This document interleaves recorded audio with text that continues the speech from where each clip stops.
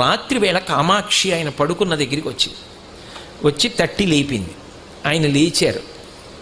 కేశపాశాన్ని తీసి ఇలా చూపించి ముట్టుకో అంది. ఆయన ఇలా ముట్టుకున్నారు. జిగురుగా ఉంది. ఏమ్మా జుట్టు జిగురుగా ఉందన్నారు. పాలు పోసి వెళ్ళిపోయావు అంది.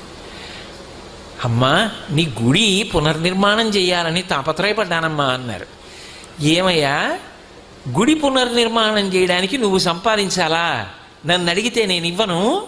దానికోసం నా జుట్టు ఇలా వదిలి వెళ్ళిపోయావా? చూడు పాలకంపు ఎంత సువాసనలు రావలసిన జుట్టునది. వెనక్కి వచ్చి అభిషేకం చెయ్యండి. రాత్రికి రాత్రి ఆయన బ్రిటిష్ ప్రభుత్వం వారిని అడిగారు తలుపులు తీయమని. తీశారు. వాళ్ళు గౌరవం కొంది. వాళ్ళకి ఆ గౌరవం ఉండేది. తలుపులు తీస్తే వారు గబగబా వచ్చి కంచిలో అమ్మవారికి మళ్ళీ